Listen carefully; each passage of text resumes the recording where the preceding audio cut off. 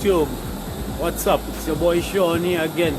Sean's Rabbitry and Aquaponic producer, and we're back with another Aquaponics video for you guys. So today we're going to be touching on a topic that a number of persons have been asking about over the past couple of weeks, and that's how you monitor your levels in aquaponics to maintain proper growth. So we're going to talk a little bit more about that right after the intro, so stay tuned.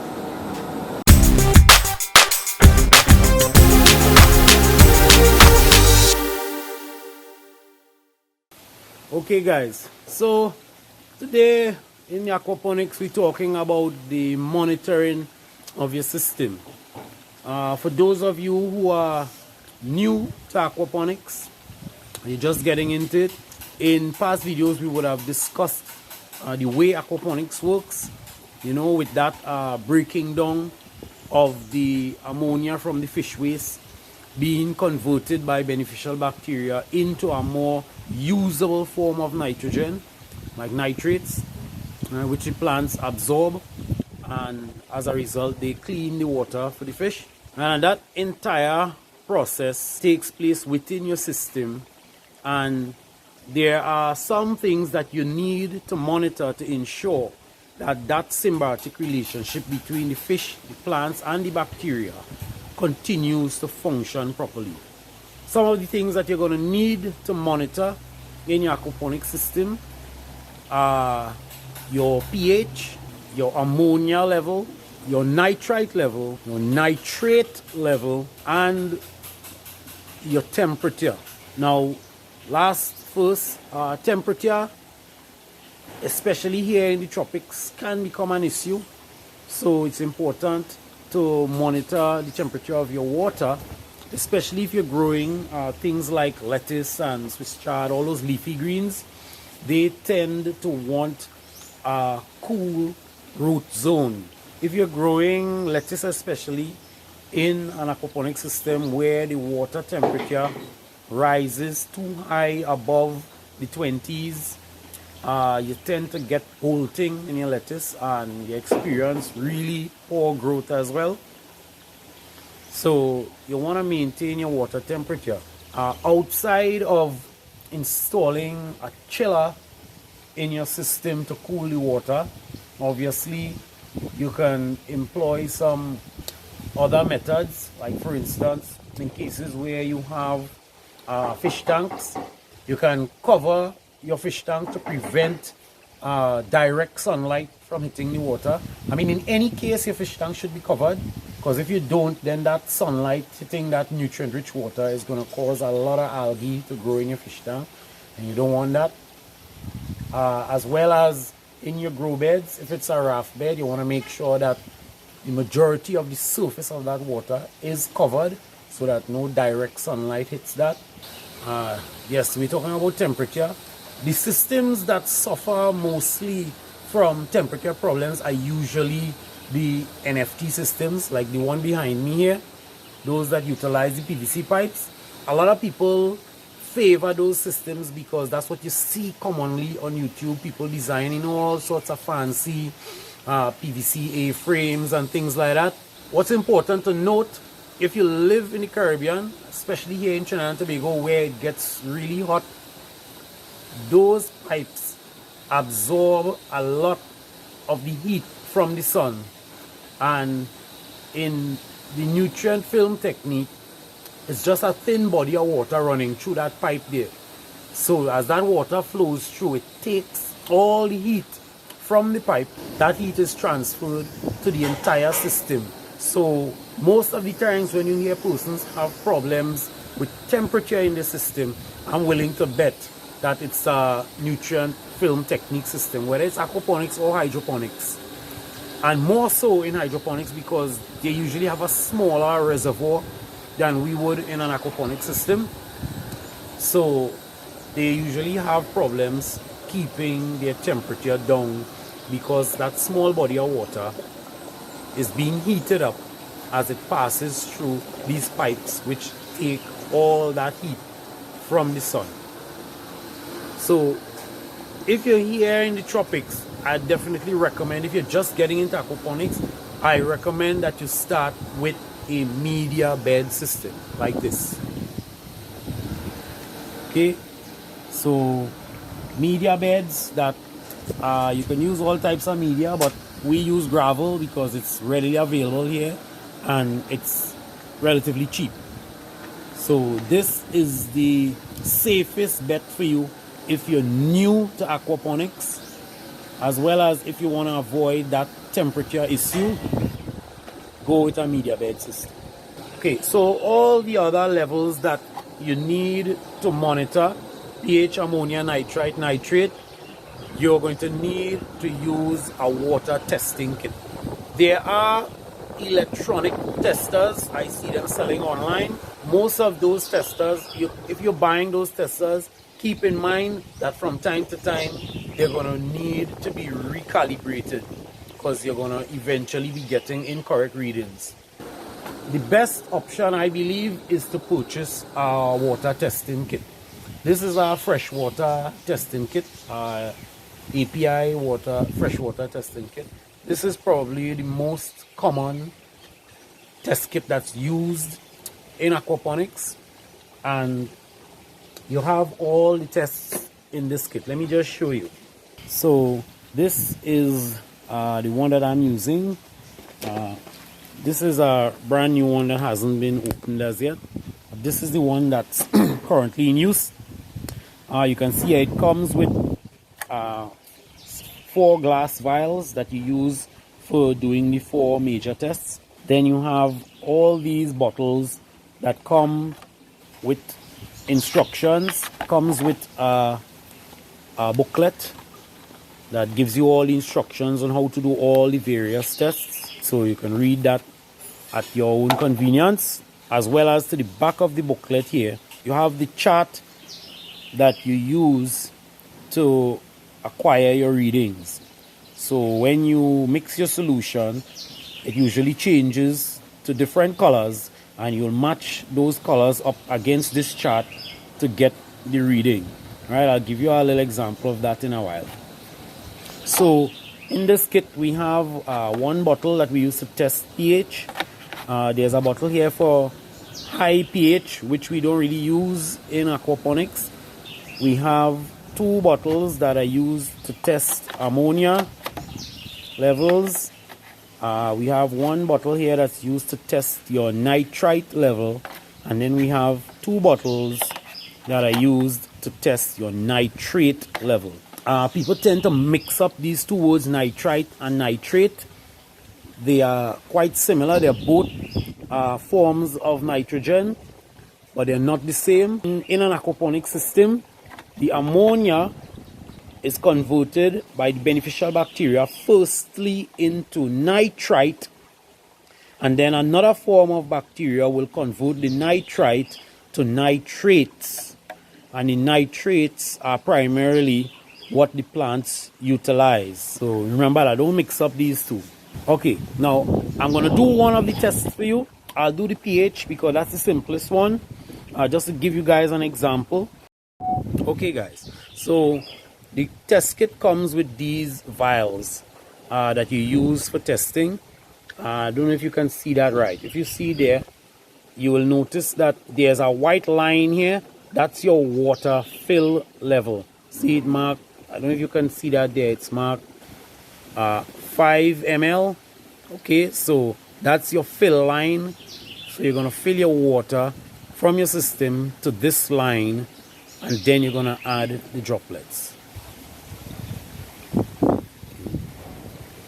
So you just simply give it a little shake like this, and you hold it up to eye level to ensure that the meniscus of the water touches that line, and you know you have 5 mLs in the tube. Then you take your pH bottle. You see it says there add 3. So you're going to add 3 drops of this pH solution to the vial. Now these bottles come with a childproof cover, so in order to unscrew the cap you must hold this red latch steady with one finger and turn the cap in the opposite direction, otherwise it won't open. So the best way is to simply turn the bottle all the way over and count 1, 2, 3. You recap the bottle. Something to remember, never use your finger to mix the solution. Always use the cap that comes with the bottle. Your finger has you know, residue and chemicals and things like that, sweat and all of that, and it can influence your reading. So don't use your finger. Always use the cap that comes with the vial. Cover it, shake a few times, and yeah, you can already see the liquid has turned to a very light blue color. Now when you pick up your pH chart, the first line here is your pH line. So you're going to hold the vial next to this chart like so, and you're going to compare it to the nearest color. So if we had to go with this, we'd see here that this pH is about 7.6. Okay, we just tested our pH and we realized that we had a pH of about 7.6. So let's talk a bit about pH. pH is one of the most important things that you're going to have to monitor and influence in your system. If you don't know what pH means, pH stands for power of hydrogen. Now I'll put up a pH scale below here so you can see. The pH scale runs from 0 to 14. The lower the pH, the more acidic the solution. The higher the pH, the more basic the solution. Okay? But guys, you need to be careful when dealing with acids and bases, because strong acids and strong bases are both harmful and they can burn your skin, so you need to be very careful. Now, in your aquaponics system, your neutral pH always will be 7 on any pH chart. 7 is neutral. And then when you drop below 7, your solution becomes more acidic. And when you go above 7, your solution becomes more basic. Now, it's important to remember, in an aquaponic system, you have plants, fish, and beneficial bacteria all living in the same water solution. So you need to strike a balance with your pH that's suitable for all three of them to live comfortably. Now, fish prefer a slightly higher pH. Now, your plants, they prefer a lower pH. Most plants, if you look at the packaging that comes with your seeds, you're going to see they always recommend a pH ranging somewhere between 5.6 and 6.6, anywhere in that range. So plants prefer a lower pH. And then of course the bacteria, they're right in the middle. They like a nice neutral pH range. So you need to strike a balance. Most people will balance their pH at a neutral level, which is around 7, where everybody could be happy. If you're in a commercial setting where the plants are obviously the major crop, people tend to lean towards a slightly lower pH that would benefit the plants a bit more. So you're not going to go too far into the acidic range, because then you're going to harm your fish and your bacteria. But slightly lower than 7, so most people would balance their system anywhere around 6.6, 6.5. I've even seen examples where people have gone as low as 6.2, you know, to benefit the plants more. But you don't want to go too low, because then you're going to start to damage your fish. As we're on pH, it's important to mention you also don't want to go too high with your pH, because then your plants won't grow well at all. Like I said, plants prefer a lower pH. So whenever you start to go too high with your pH, once you reach anywhere above the high 7s going into 8, plants tend to suffer from something called nutrient lockout. So you can have a ton of nitrates in your system and your plants still won't grow properly, because they aren't able to uptake the nutrients because your pH is too high. Now we're talking a lot about pH because really and truly the pH is one of the more important things in aquaponics that you need to monitor. Now let's talk about influencing your pH. If you're like, in a case like this where we've tested and we see that our pH is about 7.6, we obviously want to bring this pH down to 7 or a little lower than 7. So you want to move towards a more acidic range.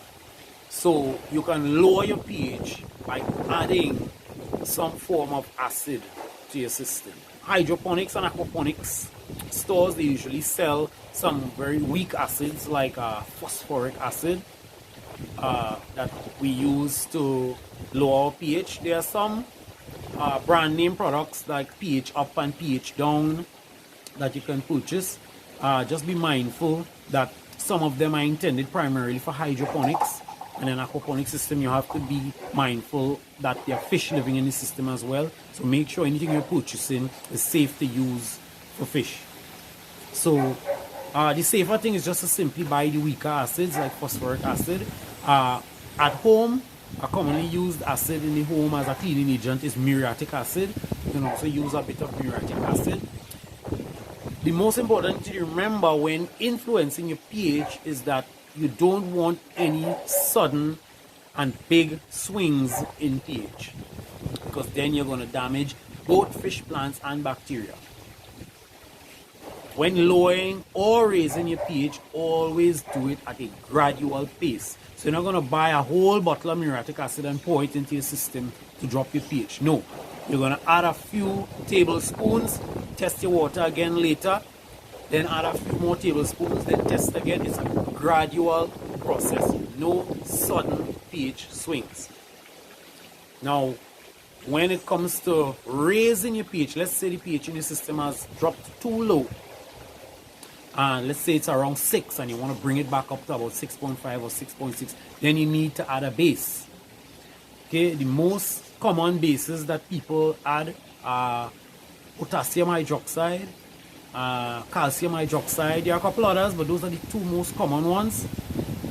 And you also get the benefit of calcium and potassium as trace elements being added to the system as well.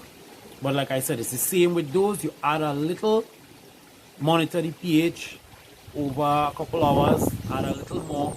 You don't add big amounts and try to change the pH too quickly.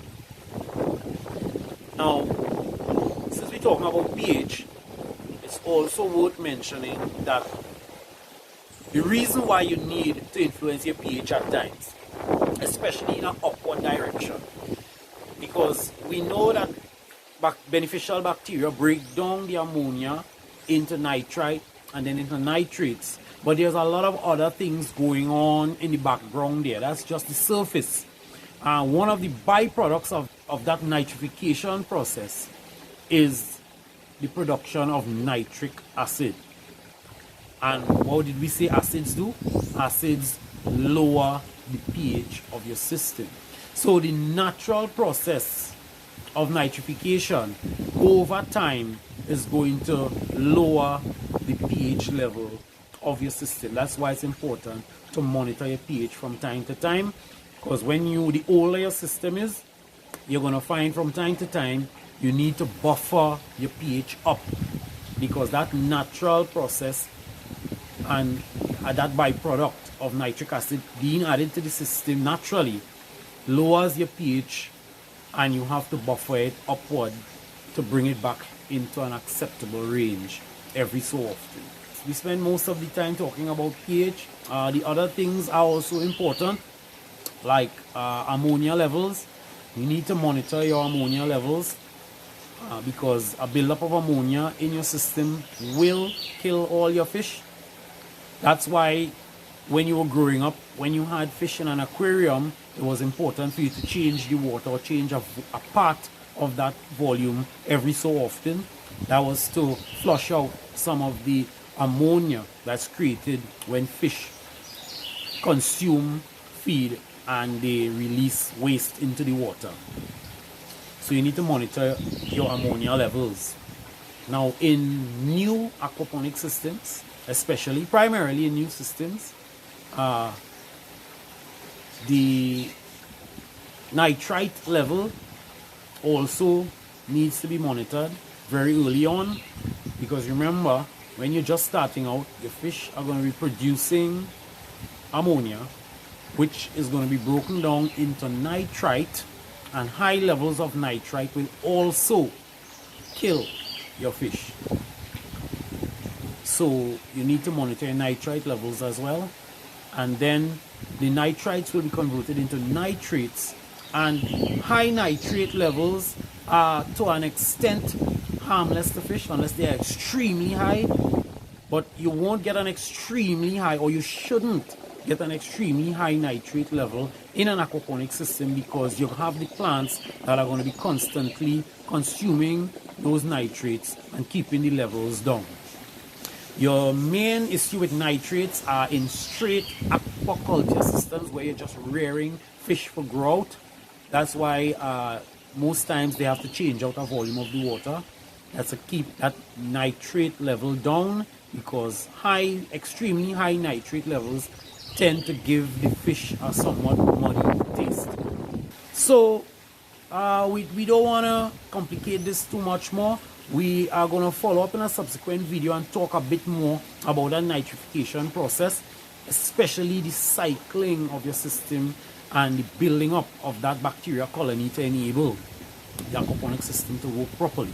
Something to remember, if you own an aquaponic system, when you test your water, because in an aquaponic system you don't really want to have to change out your water, because then you'll be throwing away a lot of your nutrients, as well as you would be throwing away a significant portion of your beneficial bacteria when you throw out that water. So in monitoring your levels, if you find that your ammonia level is getting a bit high, as well as your nitrite level is getting a bit high, one of the easiest ways to fix that is to stop feeding the fish. Because remember, when they consume the feed, they produce ammonia, which is then broken down into nitrites and then into nitrates. So if you stop feeding them, they're not going to be producing any more ammonia. So it gives the bacteria time to catch up and to multiply and to build up to sufficient levels where they can keep up with the conversion, so that all your levels will remain in acceptable ranges throughout. So guys, we're going to leave it there for today. Okay, like I said, we're going to follow up on this in subsequent videos, because this entire nitrification process and the cycling of your aquaponic system can sound a bit complicated, so we want to take it in parts, and I'm going to follow up a bit more on this in subsequent videos. So I hope you guys found this information useful. If it's your first time here with us, hit that subscribe button and make sure you hit that little bell to turn on your notifications, so you'll know whenever we release new content. Just as a bit of a side note, you guys will probably notice this piece of land that's to the rear of our present aquaponic system and rabbitry, and this is an area that we've designated for our commercial aquaponic system. So we've started some work there. So we had the land prepped this week, and we've already dug a hole there. I'm sure you guys can see that, where we're going to be installing our sump tank. So pretty soon we're going to start work on the greenhouse, so we can start setting up our commercial system where we'll have produce for sale. So guys, we hope you guys enjoyed this video. Definitely look out for another aquaponics video coming soon. Come on board, join us as we move forward in this aquaponics movement, making Trinidad and Tobago and the rest of the world more sustainable. So once again, it's your boy Sean's Rabbitry and Aquaponic Produce. On behalf of my business partner Sean McLean, we look forward to seeing you guys in the next video. Peace.